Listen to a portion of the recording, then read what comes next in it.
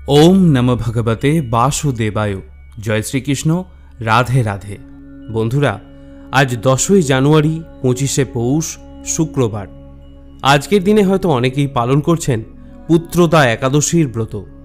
পুত্রদা একাদশী বছরে দুবার পালন করা হয়, একটি শ্রাবণ মাসে এবং অন্যটি পৌষ মাসে শুক্লপক্ষে। একাদশীর নাম থেকেই বোঝা যায় যে এই একাদশীর পূর্ণ প্রভাব পুত্র দান করে, তাই একে পুত্রদা নামে অভিহিত করা হয়েছে। হিন্দু দম্পতিরা সন্তানের কামনায় বা বলা যায় পুত্র সন্তান লাভের কামনায় এই একাদশী অত্যন্ত নিষ্ঠার সঙ্গে পালন করে থাকেন। অত্যন্ত মহত্বপূর্ণ এই একাদশী আপনারা অবশ্যই পালন করবেন।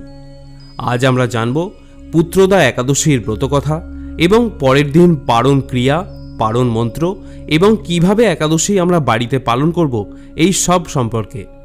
যদি কোনো কারণবশত আপনি এই ব্রত পালন করতে নাও পারেন, দিনের যে কোনো সময় এই ব্রত মাহাত্ম্যটি শ্রবণ করে আজ সন্ধ্যায় ভগবান শ্রী হরিবিষ্ণু এবং মা লক্ষ্মীর উদ্দেশ্যে একটি প্রদীপ অবশ্যই প্রজ্বলন করবেন।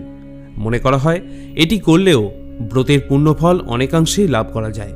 তাহলে শুরু করছি পৌষ মাসের শুক্লপক্ষের পুত্রদা একাদশীর ব্রত কথা। জয় শ্রীকৃষ্ণ। রাধে রাধে।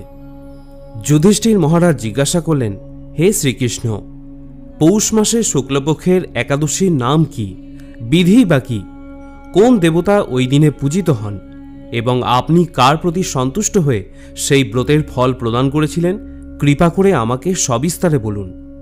শ্রীকৃষ্ণ বললেন, হে মহারাজ যুধিষ্ঠির, এই একাদশী পুত্রদা নামে প্রসিদ্ধ। সর্বপাপ বিনাশিনী ও কামদা এই একাদশীর অধিষ্ঠাত্রী দেবতা হলেন সিদ্ধিদাতা নারায়ণ। ত্রিলোকে এর মতো শ্রেষ্ঠ ব্রত আর কোথাও নেই। এই ব্রতকারীকে ভগবান নারায়ণ বিদ্বান ও যশস্বী করে তোলেন। এখন আমার কাছে এই ব্রতের মাহাত্ম্য আপনি মন দিয়ে শ্রবণ করুন। ভদ্রাবতী পুরীতে সুকেতুমার নামে এক রাজা ছিলেন। তার রানীর নাম ছিল শৈবা। রাজদম্পতি বেশ সুখেই দিন যাপন করছিলেন। বংশ রক্ষার জন্য বহুদিন ধরে ধর্মকর্মের অনুষ্ঠান করেও যখন পুত্র লাভ হল না, তখন রাজা অত্যন্ত দুশ্চিন্তায় কাতর হয়ে পড়লেন। তাই সকল ঐশ্বর্যবান হয়েও পুত্রহীন রাজার মনে কোনো সুখই ছিল না। তিনি ভাবতেন পুত্রহীনের জন্ম বৃথা ও গৃহশূন্য। পিতৃদেব মনুষ্যলোকের কাছে যে ঋণ শাস্ত্রে উল্লেখ আছে তা পুত্র বিনা পরিশোধ হয় না। পুত্রবান জনের এ জগতে যশলাভ ও উত্তম গতি লাভ হয় এবং তাদের আয়ু, আরোগ্য, সম্পত্তি প্রভৃতি বিদ্যমান থাকে। নানা দুশ্চিন্তাগ্রস্ত রাজা তখন আত্মহত্যা করবেন বলে স্থির করলেন। কিন্তু পরে তিনি বিচার করে দেখলেন আত্মহত্যা মহাপাপ। এর ফলে কেবল দেহের বিনাশ মাত্র হবে, কিন্তু আমি আত্মহত্যা করলেও আমার পুত্রহীনতা তো দূর হবে না। এভাবেই দুশ্চিন্তায় ও মনোকষ্টে রাজার দিন কাটছিল। একদিন রাজা ভ্রমণ করতে করতে একটি নিবিড় অরণ্যে প্রবেশ করলেন। বন ভ্রমণ করতে করতে দ্বীপ্রহর অতিক্রান্ত হলে রাজা ক্ষুধা তৃষ্ণায় অত্যন্ত কাতর হয়ে পড়লেন। এদিক ওদিক তিনি জল ও খাদ্যের অনুসন্ধান করতে লাগলেন। তিনি চক্রবাক, রাজহংস এবং নানা রকম মাছে পরিপূর্ণ একটি মনোরম সরোবর দেখতে পেলেন। সরোবরের কাছে মুনিদের একটি আশ্রম ছিল। তিনি সেখানে গিয়ে উপস্থিত হলেন। সরোবরের তীরে মুনিগণ বেদ পাঠ করছিলেন। মুনিবৃন্দের শ্রীচরণে তিনি দণ্ডবৎ প্রণাম করলেন। মুনিগণ রাজাকে বললেন, হে মহারাজ, আমরা আপনার প্রতি প্রসন্ন হয়েছি। আপনার কি প্রার্থনা তা আমাদেরকে বলুন। রাজা বললেন, আপনারা কে এবং কি জন্যই বা এখানে সমবেত হয়েছেন? মুনিগণ বললেন, হে মহারাজ, আমরা বিশ্বদেব নামে প্রসিদ্ধ এই সরোবরে স্নান করতে এসেছি। আজ থেকে 5 দিন পরেই মাঘ মাস আরম্ভ হবে। আজ পুত্রদা একাদশীর তিথি। পুত্র দান করে বলেই এই একাদশীর নাম হল পুত্রদা। তাদের কথা শুনে রাজা বললেন, হে মুনিবৃন্দ, আমি অপুত্রক, তাই পুত্র কামনায় অধীর হয়ে পড়েছি। এখন আপনাদের দেখে আমার হৃদয়ে আশার সঞ্চার হয়েছে।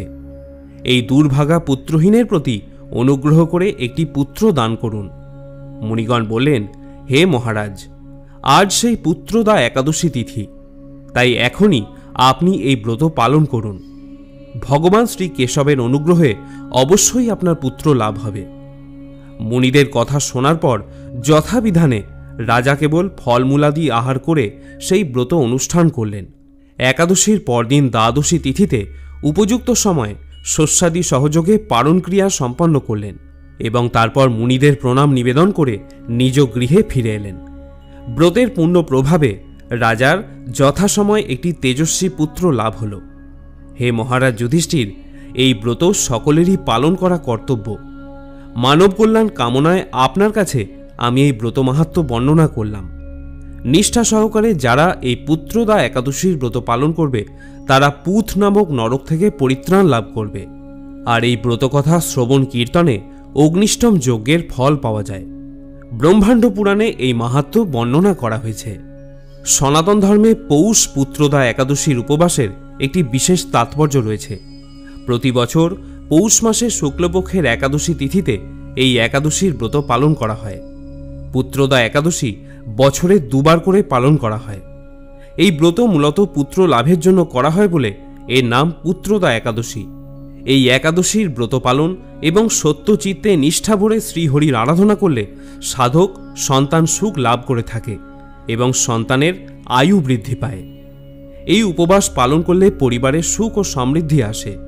প্রিয় শ্রোতা বন্ধুরা, এবারে আসুন জেনে নেওয়া যাক এই একাদশীর ব্রত এবং পরের দিন পারণ ক্রিয়া আমরা কিভাবে সম্পন্ন করতে পারি। এই বছর এই একাদশী তিথি শুরু হয়েছে 9 জানুয়ারি বৃহস্পতিবার দুপুর 12টা 23 মিনিট থেকে, যা থাকবে আজ 10 জানুয়ারি শুক্রবার সকাল 10টা 20 মিনিট পর্যন্ত। তাই পঞ্চাঙ্গ অনুসারে এই একাদশীর ব্রত পালন করতে হবে আজ শুক্রবার দিন।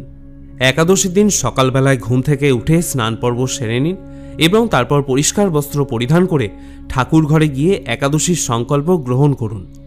সংকল্প মন্ত্রটি হল একাদশ্যাম নিরাহারো স্থিত্বা অহম অপরে হানি ভক্ষ্যামি পুণ্ডরিকাক্ষ শরণম মে ভবাচ্যুত।